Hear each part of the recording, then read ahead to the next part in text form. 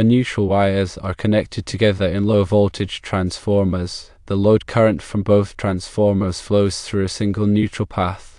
This creates an imbalance in the current flow, resulting in an equal load distribution between the two transformers.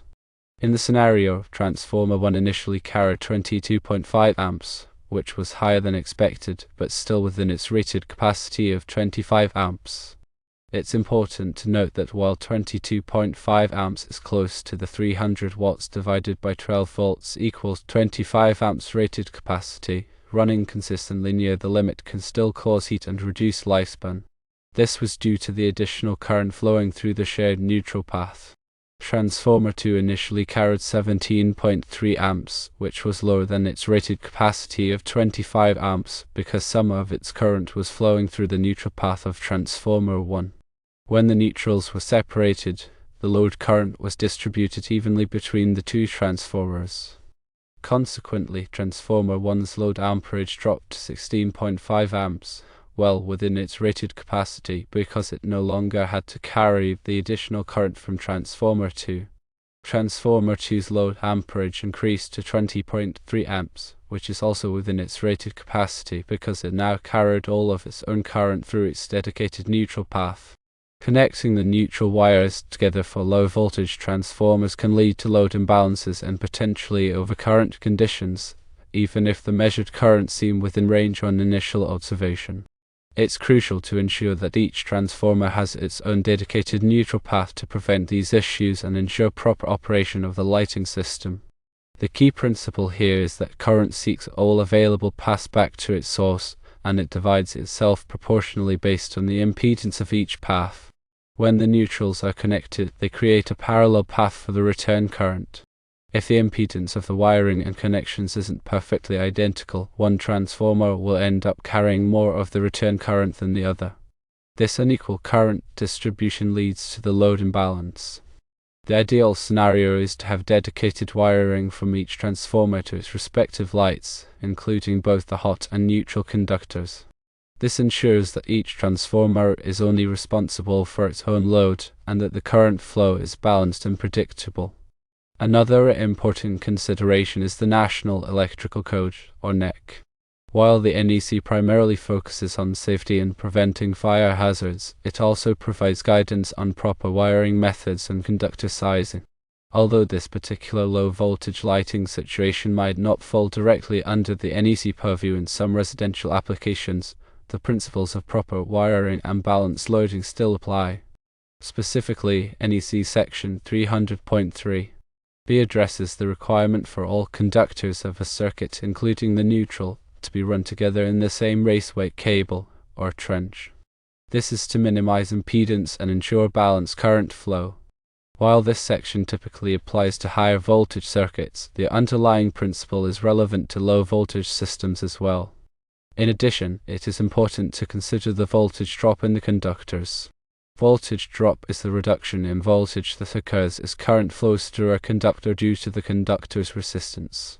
Excessive voltage drop can cause lights to dim, motors to run sluggishly, and other equipment to malfunction. The amount of voltage drop depends on the conductor's size, length, and the amount of current flowing through it. For low voltage systems, voltage drop is often a more significant concern than for higher voltage systems because the voltage is lower to begin with. Therefore, it's important to use appropriately sized conductors and to minimize the length of the wiring runs. The formula for calculating voltage drop is volts drop equals current times resistance. The resistance depends on the wire gauge and length. For example, let's say a 12-volt circuit has a 10-amp load and the wiring run is 50 feet using 14-gauge wire. The resistance of 14-gauge copper wire is approximately 2.53 ohms per 1,000 feet. Therefore, the total resistance of the 100-foot round trip, 50 feet out and 50 feet back, is approximately 0.253 ohms. Using the formula, the voltage drop would be 10 amps times 0.253 ohms, which equals 2.53 volts. This means the voltage at the load would be 12 volts minus 2.53 volts equals 9.47 volts. This is a significant voltage drop and could cause problems with the lights. To reduce the voltage drop, you could use a larger gauge wire, such as 12 gauge, or shorten the wiring run. When dealing with low voltage lighting systems, it's always best to consult with a qualified electrician to ensure that the wiring is done correctly and safely. A qualified electrician will be able to assess the specific situation, determine the appropriate wire sizes, and ensure that the system meets all applicable codes and standards. Furthermore, it is crucial to use appropriately sized transformers for the load. Overloading a transformer can cause it to overheat and fail prematurely, and it can also create a fire hazard. The total wattage of the lights connected to each transformer should not exceed the transformer's rated wattage. In the scenario, each transformer is rated for 300 watts at 12 volts. Therefore, the total wattage of the lights connected to each transformer should not exceed 300 watts.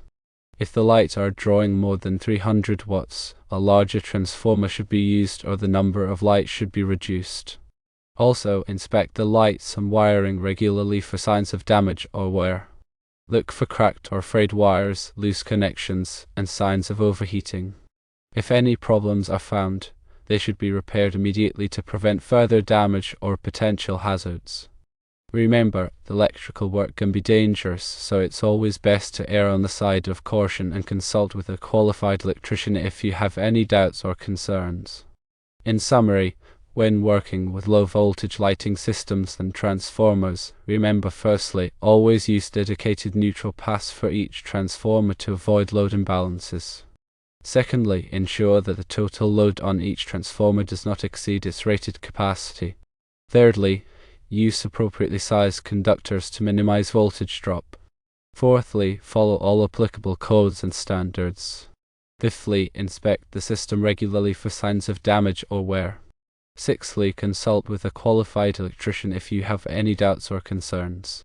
By following these guidelines, you can ensure that your low voltage lighting system operates safely and efficiently.